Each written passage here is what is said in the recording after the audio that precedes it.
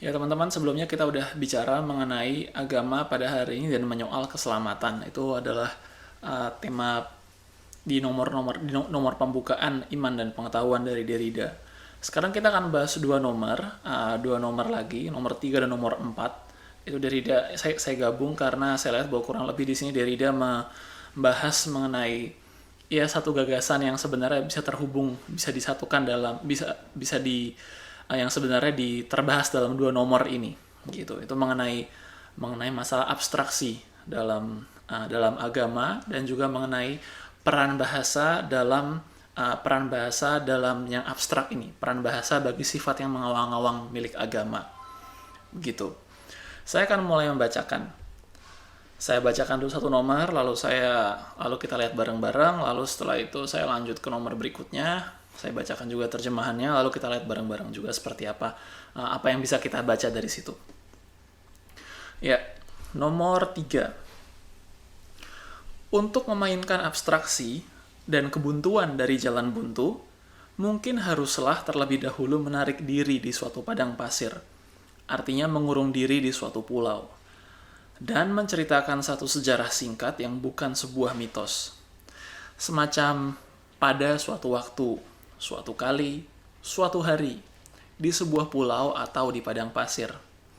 Katakanlah untuk membicarakan agama, beberapa orang, filosof, profesor, pakar hermeneutika, pertapa, atau orang bijak, meluangkan waktu untuk menirukan satu kelompok kecil yang tertutup dan setara, penuh persahabatan dan persaudaraan.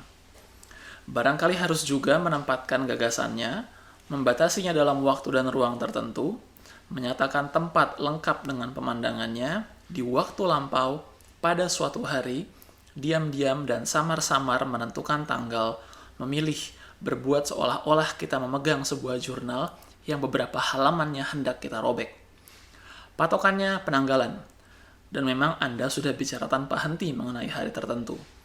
Tanggal 28 Februari 1994. Tempat suatu pulau, Pulau Capri. Suatu hotel, satu meja yang di sekelilingnya kita berbicara antar teman, hampir tanpa aturan, tanpa agenda, tanpa semboyan, kecuali satu kata paling jelas sekaligus paling samar-samar, agama. Kita yakin dapat berpura-pura percaya, ya suatu tindakan yang bernilai, bahwa kita sama-sama memiliki sejumlah wawasan dasar. Kita bertindak seakan-akan kita memiliki semacam pemahaman umum terkait hal yang ingin disampaikan oleh agama melalui bahasa-bahasa yang kita yakini, kita kuasai. Kita percaya pada keandalan minimal kata ini.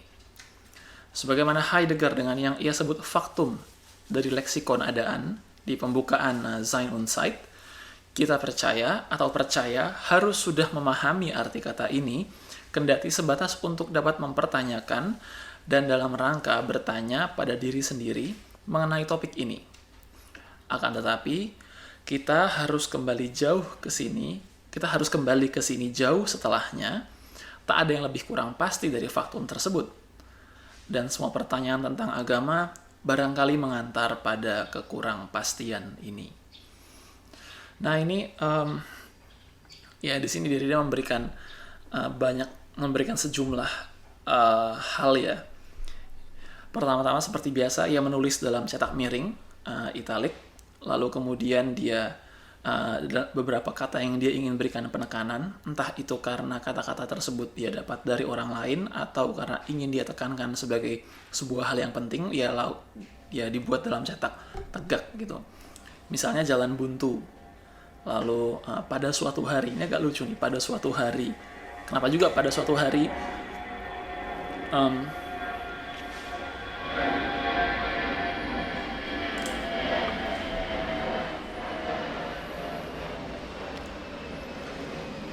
Kenapa juga pada suatu hari, frase pada suatu hari itu harus diberikan cetak tegak gitu kan? Terus dia jurnal yang beberapa halamannya hendak kita robek kalau kita mau bicara mengenai agama bareng-bareng gitu ya. Jurnal juga cetak tegak. Jadi Derrida ingin mengatakan bahwa ya kalau kita bicara agama itu adalah hal yang sekaligus jelas sekaligus samar-samar gitu. Jadi Derrida berusaha meletakkan konteks dari upayanya membicarakan agama. Jelas sekaligus samar-samar itu maksudnya begini. Ketika kita berupaya membicarakan agama, upaya ini mengawang-awang sifatnya karena tema diskusinya juga mengawang-awang ya. Agama kan punya hal-hal yang abstrak kan, mengenai Tuhan, mengenai pewahyuan. Nah, itu mengawang-awang. Jadi Derrida menilai bahwa dalam membicarakan agama, ya kita ini bicara soal hal-hal yang sebenarnya kita nggak tahu pasti karena ada hal-hal yang mengawang-awang ini. Tapi entah kenapa kita bertindak, kita bersikap, kita lalu berbicara seolah-olah kita sudah tahu arti kata ini. Baik kata agama sebagai sebuah kata maupun agama sebagai sebuah kejadian atau peristiwa. Nah itu yang menurut Derrida cukup aneh gitu. Jadi kita anggap bahwa kita sudah tahu, tapi kalau kita lihat lebih jauh, ternyata ya agama ini sebenarnya adalah hal yang mengawang-awang juga gitu ya. Ada hal-hal yang metafisis yang disentuh. Nah gitu. Jadi bukannya kita berusaha untuk mengartikulasikan kata agama bagi diri kita sendiri, kita malah cenderung untuk lompat pada pengandaian bahwa kalau kita bicara soal agama, kalau kata ini kita sebut gitu ya ke orang lain, pasti setiap dari kita itu merujuk pada objek yang sama dengan tingkat pemahaman yang sama pula. Nah, karena kata itu sendiri samar, lalu kemudian kita anggap kita sudah tahu, maka kemudian agama menjadi kosakata yang samar dan bahkan mengawang-awang, hanya dianggap sudah dipahami. Tapi apakah betul-betul sudah dipahami? Kita nggak tahu. Gitu.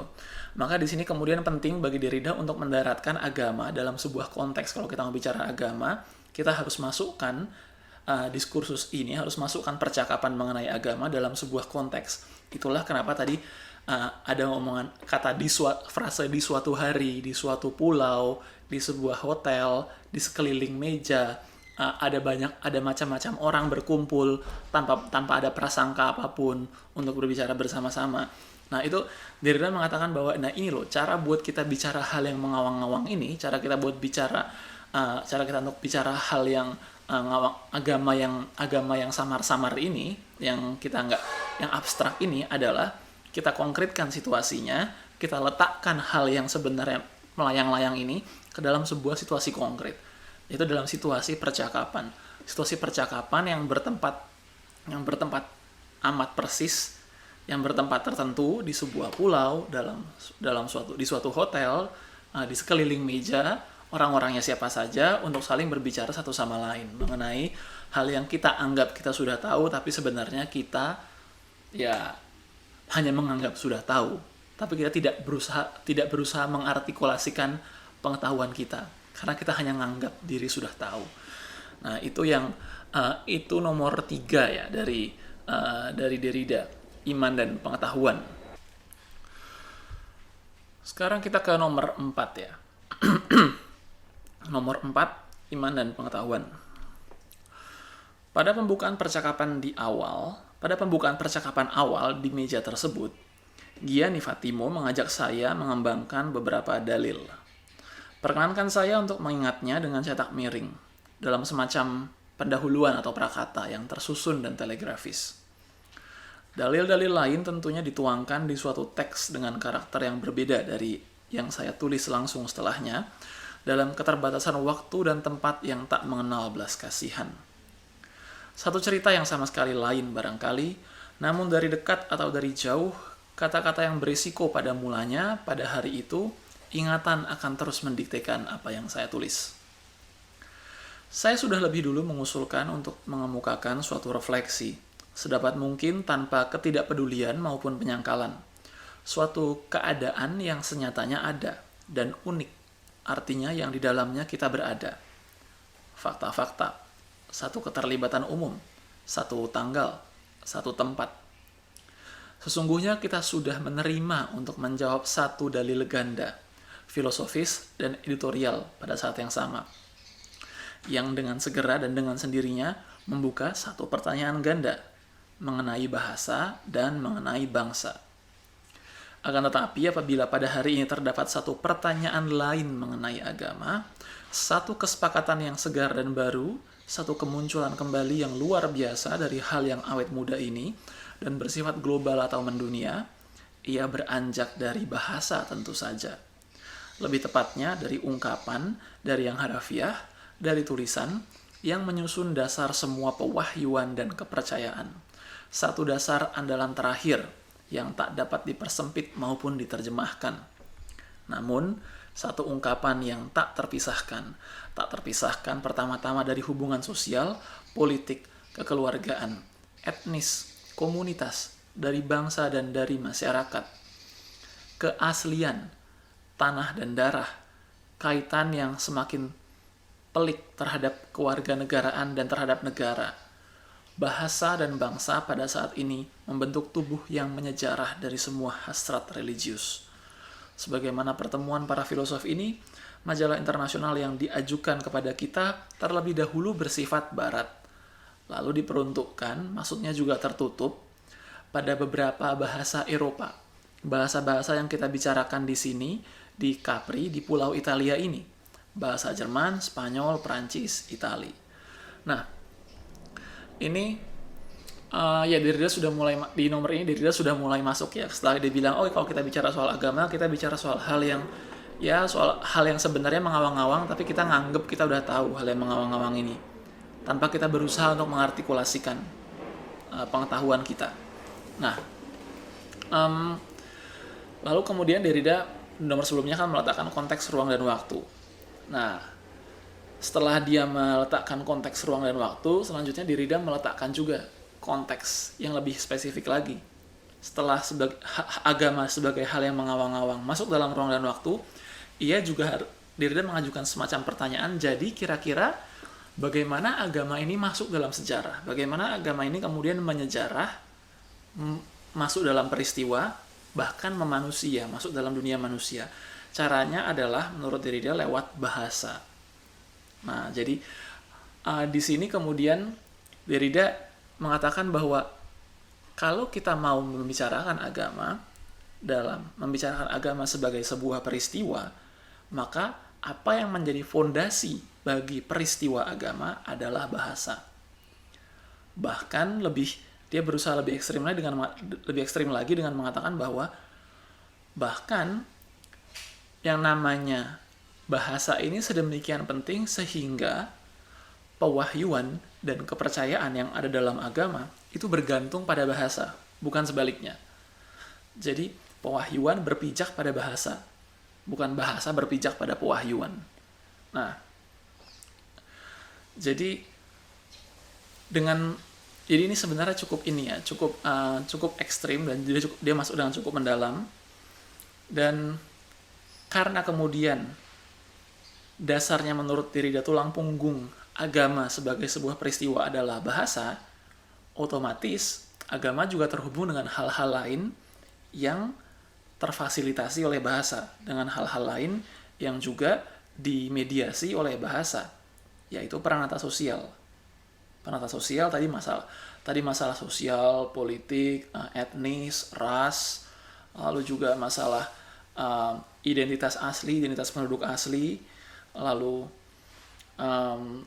masalah-masalah kekeluargaan, nah masalah-masalah bangsa dan masyarakat bahkan. Nah, jadi dengan berpijak pada bahasa, kemudian agama menjadi setara hubungannya, jadi punya kesetaraan dengan yang namanya urusan bangsa dan negara. Jadi lingkup religius kemudian bertemu dengan lingkup politik, lingkup sosial dan lingkup politik. Mengapa? Karena keduanya sama-sama berpijak pada bahasa. Gitu.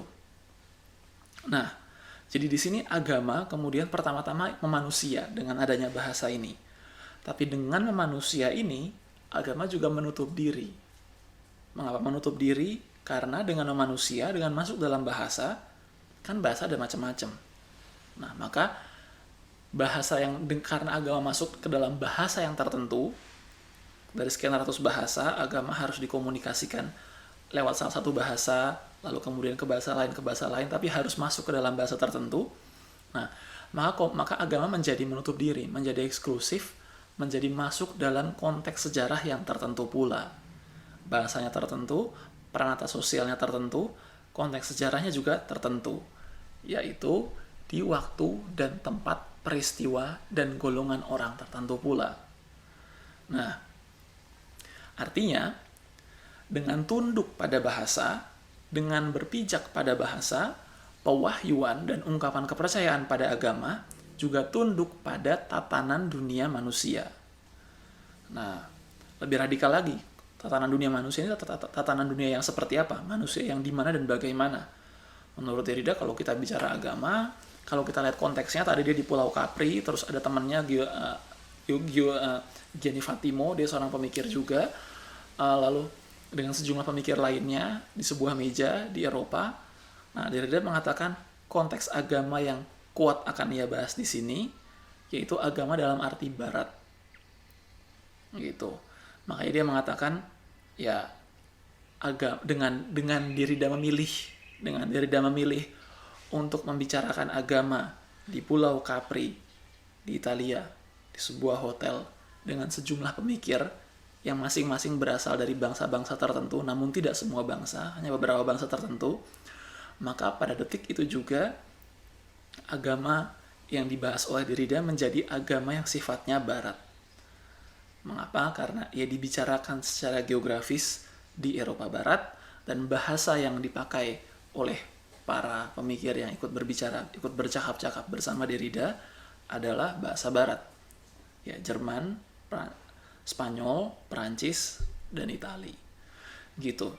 Nah, mungkin pertanyaannya buat kita sebenarnya adalah apakah benar yang namanya pewahyuan itu bergantung pada bahasa?